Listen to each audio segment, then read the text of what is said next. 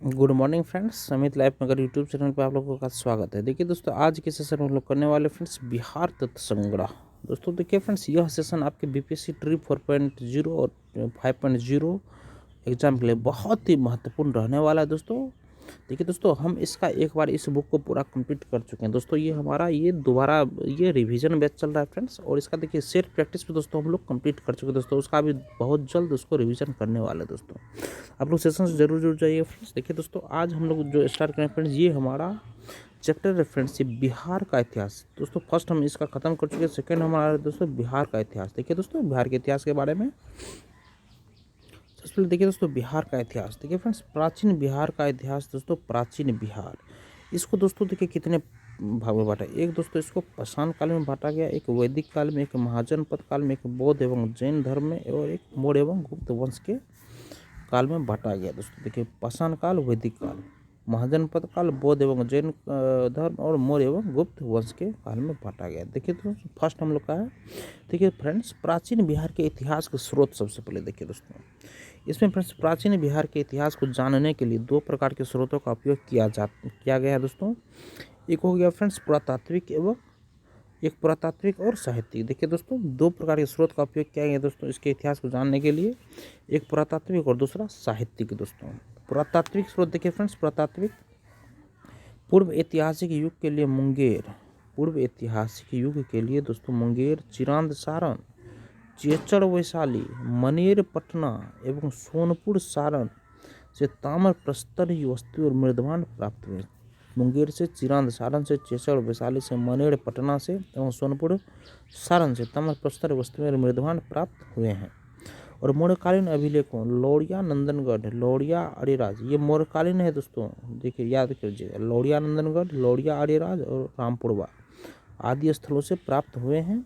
और बराबर की गुफाएं राजगीर, नालंदा, पाटलिपुत्र, विक्रमशिला से प्राप्त स्मारक और खुदाई से प्राप्त सिक्के, मन की मूर्तियां आदि प्रमुख पुरातात्विक स्रोत है। दोस्तों ये सब क्या है, पुरातात्विक स्रोत है दोस्तों। और नेक्स्ट देखिए अब साहित्यिक स्रोत। साहित्यिक स्रोत देखिए दोस्तों, रामायण, महाभारत, पुराण, बौद्धिक रचनाएं, अंगुत्तर निकाय, दीर्घ निकाय, विनय पिटक और जैन रचनाएं, भगवती सूत्र आदि प्रमुख साहित्यिक स्रोत हैं। दोस्तों और इसके अतिरिक्त यात्रियों के विवरण, जैसे मेगास्थनीज, इंडिका, फाहियान, इत्सिंग, हेनस्यांग के यात्रा वृत्तांत, और कौटिल्य के अर्थशास्त्र एवं स्थानीय लेखकों के विवरण से प्राचीन बिहार के इतिहास की विस्तृत जानकारी मिलती है। दोस्तों अब देखिए फ्रेंड्स पाषाण काल। देखिए दोस्तों पाषाण काल, देखिए फ्रेंड्स पाषाण काल में हम लोग प्रागैतिहासिक काल में मानव द्वारा पाषाण पत्थर का प्रयोग शिकार के लिए किया जाता था। पाषाण के प्रयोग करने वाले काल को पाषाण काल के रूप में या प्रागैतिहासिक काल के रूप में जाना जाता है। और पाषाण काल के पत्थरों के प्रयोग एवं मानव विकास के आधार पर तीन भागों में विभाजित किया गया है। दोस्तों तीन भागों में विभाजित किया गया है। और नेक्स्ट देखिए फ्रेंड्स, पूरा पाषाण, पाषाण काल को तीन भाग में दोस्तों विभाजित किया गया, एक पूरा पाषाण, एक मध्य पाषाण और एक नव पाषाण काल। पूरा पाषाण काल देखिए दोस्तों, इस काल में मानव आखेटक एवं खाद्य संग्राहक था। दोस्तों और नेक्स्ट है दोस्तों, दक्षिण बिहार में मुंगेर एवं नालंदा से बड़े और खुरदुरे पत्थर के कुल्हाड़ी, चाकू एवं खुरपी आदि प्राप्त हुए हैं। दोस्तों और ये अवशेष लगभग 1,00,000 ईसा पूर्व के हैं। दोस्तों नेक्स्ट मध्य पाषाण काल। देखिए फ्रेंड्स, इस काल में मानव आखेटक, खाद्य संग्राहक एवं पशुपालक था, और मानव द्वारा पहला पालतू पशु कुत्ता को बनाया गया था। और दक्षिण बिहार में मुंगेर से छोटे आकार के तेज धार वाले औजार प्राप्त हुए हैं।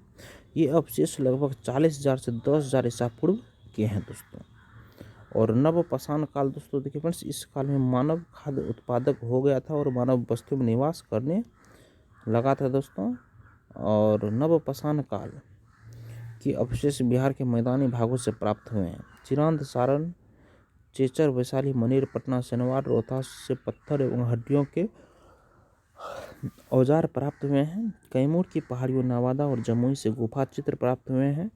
ये अवशेष लगभग 2500 ईसा पूर्व के हैं। नेक्स्ट फ्रेंड्स, ताम्र पाषाण काल। ताम्र पाषाण काल देखिए दोस्तों, ताम्र पाषाण काल चिरांद, सोनपुर, ताराडीह, चेचर, मनेर, सनवार आदि से ताम्र पाषाण काल के अवशेष मिले हैं। इस काल में पत्थर के औजार के अतिरिक्त ताम्र पर उपयोग के प्रमाण मिले हैं। ये अवशेष लगभग 1000 ईसा पूर्व के हैं दोस्तों। नेक्स्ट दोस्तों वैदिक काल। वैदिक काल देखिए दोस्तों, आर्यों द्वारा स्थापित सभ्यता को वैदिक सभ्यता कहा गया है, क्योंकि इस सभ्यता का इतिहास वेदों पर आधारित है दोस्तों।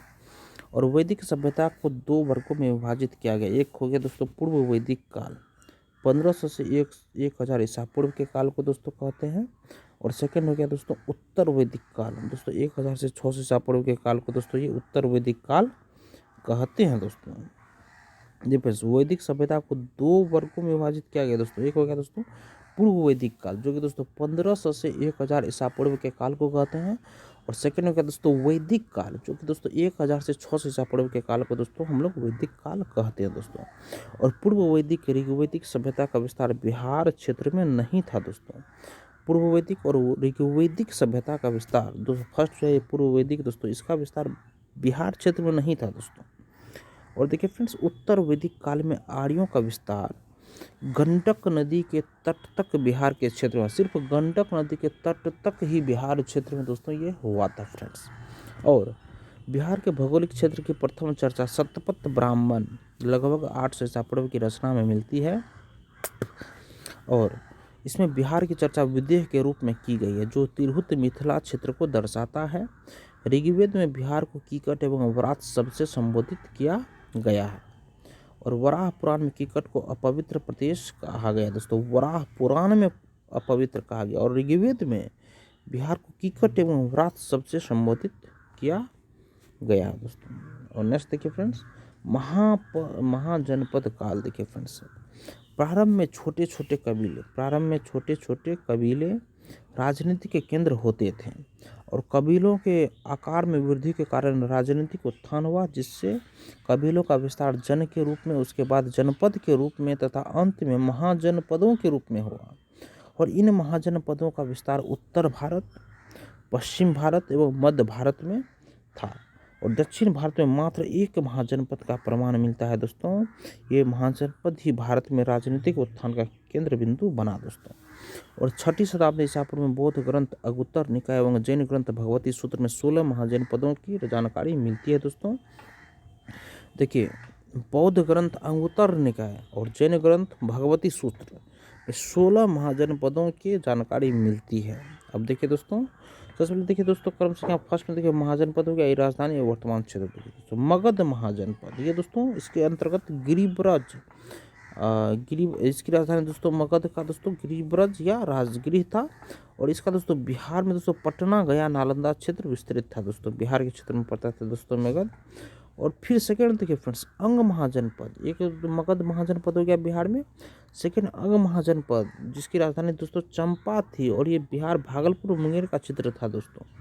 और नेक्स्ट दोस्तों वज्जी संघ, ये 3 महाजनपद दोस्तों बिहार में हमारा है। एक मगध, सेकेंड अंग और थर्ड या वज्जी संघ वैशाली दोस्तों। ये बिहार में दोस्तों वैशाली और मुजफ्फरपुर क्षेत्र तक विस्तृत था दोस्तों। वज्जी संघ की राजधानी दोस्तों वैशाली, वज्जी संघ की राजधानी वैशाली। और मगध का दोस्तों राजगिरी या गिरिब्रज, और दोस्तों अंग के दोस्तों चंपा। नेक्स्ट फ्रेंड्स देखिए काशी की राजधानी दोस्तों क्या थी फ्रेंड्स, काशी की वाराणसी दोस्तों। ये उत्तर प्रदेश वाराणसी, इसका दोस्तों उत्तर प्रदेश वाराणसी में स्थित था फ्रेंड्स, काशी का वाराणसी। नेक्स्ट कौशल की राजधानी दोस्तों श्रावस्ती, ये भी दोस्तों उत्तर प्रदेश में ही है दोस्तों। उत्तर प्रदेश फैजाबाद में विस्तृत था दोस्तों। कौशल की राजधानी दोस्तों श्रावस्ती, याद रखिएगा। नेक्स्ट मल की राजधानी कुशीनगर, उत्तर प्रदेश में ही है। नेक्स्ट वत्स दोस्तों कौशाम्बी, वत्स की राजधानी कौशाम्बी है दोस्तों, उत्तर प्रदेश प्रयागराज में था दोस्तों। नेक्स्ट देखिए कुरु दोस्तों, देखिए फ्रेंड्स कुरु की राजधानी दोस्तों ये इंद्रप्रस्थ था दोस्तों, और दिल्ली में विस्तृत था। और नेक्स्ट दोस्तों पंचाल की राजधानी दोस्तों अहिच्छत्र था दोस्तों। पंचाल की राजधानी अहिच्छत्र था फ्रेंड्स, ये उत्तर प्रदेश में बरेली बदायूं तक विस्तृत था दोस्तों। उत्तर प्रदेश में बरेली बदायूं तक विस्तृत था दोस्तों ये पंचाल की राजधानी अहिच्छत्र। नेक्स्ट सूरसेन की राजधानी दोस्तों मथुरा था फ्रेंड्स, सूरसेन की राजधानी मथुरा, और ये उत्तर प्रदेश के मथुरा में विस्तृत था फ्रेंड्स। सूरसेन की राजधानी मथुरा, पंचाल के अहिच्छत्र, और कुरु के इंद्रप्रस्थ, और चेदी के सुक्तिमती दोस्तों उत्तर प्रदेश मध्य प्रदेश ग्वालियर तक विस्तृत था फ्रेंड्स। चेदी महाजनपद जिसकी राजधानी सुक्तिमती था दोस्तों। और नेक्स्ट फ्रेंड्स अवंती की राजधानी फ्रेंड्स ये उज्जैन या महिष्मती था दोस्तों। अवंती की राजधानी उज्जैन या महीस्मती था और ये मध्य प्रदेश के उज्जैन में विस्तृत था। और नेक्स्ट है फ्रेंड्स देखिए मत्स्य की राजधानी दोस्तों विराटनगर। मत्स्य की राजधानी दोस्तों विराटनगर और इसकी राजधानी फ्रेंड्स और इसका विस्तार दोस्तों राजस्थान जयपुर में था दोस्तों। इसका विस्तार दोस्तों राजस्थान जयपुर में था फ्रेंड्स मत्स्य की राजधानी। और नेक्स्ट असमक। असमक की राजधानी दोस्तों पोतन पोटली थी फ्रेंड्स। असमक की राजधानी पोतन पोटली। असमक की राजधानी पोतन पोटली। और इसका देखिए दोस्तों विस्तार क्षेत्र महाराष्ट्र तेलंगाना दक्षिण भारत का एकमात्र महाजनपद था दोस्तों ये असमक पोतन पोटली। और कंबोज। कंबोज का देखिए फ्रेंड्स राजधानी था हाटक या राजपुर। कंबोज का हाटक राजपुर पश्चिमी पाकिस्तान में पूर्वी अफगानिस्तान में दोस्तों ये विस्तृत था। और अंतिम में दोस्तों गंधार जिसकी राजधानी तक्षशिला दोस्तों पश्चिमी पाकिस्तान में पूर्वी अफगानिस्तान का क्षेत्र था फ्रेंड्स ये गंधार। और नेक्स्ट देखिए फ्रेंड्स 16 महाजनपदों में 3 महाजनपद का विस्तार क्षेत्र बिहार में था दोस्तों। एक हो गया वज्जी। वज्जी के लिच्छवी दोस्तों वज्जी या लिच्छवी वैशाली मुजफ्फरपुर क्षेत्र था। और मगध पटना गया नालंदा क्षेत्र था दोस्तों। और अंग दोस्तों भागलपुर मुंगेर क्षेत्र में विस्तृत था दोस्तों। देखिए फ्रेंड्स सबसे शुरुआत में दोस्तों एक कबीला हुआ था। कबीला से जन बना जन से जनपद और जनपद से महाजनपद दोस्तों ये बन गया फ्रेंड्स। नेक्स्ट वज्जी संघ महाजनपद देखिए फ्रेंड्स वज्जी संघ महाजनपद। वज्जी संघ 8 राज्यों का संघ दोस्तों अट्टकुल था दोस्तों। वज्जी संघ 8 राज्यों का संघ था दोस्तों। और वज्जी लिच्छवी ज्ञात्रिक। वज्जी लिच्छवी ज्ञात्रिक विदेह उग्र भोज कुरु एवं इक्ष्वाकु इस संघ के 8 जनपद थे दोस्तों। और वज्जी संघ में सबसे प्रसिद्ध लिच्छवी जनपद था दोस्तों। और लिच्छवी की राजधानी वैशाली थी दोस्तों। लिच्छवी की राजधानी वैशाली। और वैशाली नगर की स्थापना राजा विशाल ने की। देखिए फ्रेंड्स लिच्छवी की राजधानी वैशाली थी दोस्तों। और वैशाली नगर की स्थापना राजा विशाल ने की थी दोस्तों। और देखिए फ्रेंड्स लिच्छवी के अतिरिक्त मिथिला के विदेह तथा कुंडग्राम के ज्ञात्री। लिच्छवी के अतिरिक्त मिथिला के विदेह और कुंडग्राम के ज्ञात्री के वज्जी संघ के प्रमुख जनपद थे दोस्तों। और वज्जी संघ लिच्छवी को विश्व के प्रथम गणतंत्र की संज्ञा दी जाती है दोस्तों। और नेक्स्ट है कि मगध महाजनपद। देखिए फ्रेंड्स मगध महाजनपद देखिए दोस्तों मगध राजनीतिक आर्थिक एवं भौगोलिक के कारक से सभी महाजनपदों से सबसे अधिक शक्तिशाली था दोस्तों मगध महाजनपद। और देखिए फ्रेंड्स मगध राजनीतिक आर्थिक भौगोलिक कारण सभी से अधिक शक्तिशाली था। और मगध की प्रारंभिक राजधानी गिरिब्रज राजगिरी थी। और यहाँ 5 पहाड़ियों रत्नागिरी सोनगिरी विभागिरी उदयगिरी एवं विपलाचल से घिरा नगर था। मगध का विस्तार मुख्यतः पटना से गया क्षेत्र में था।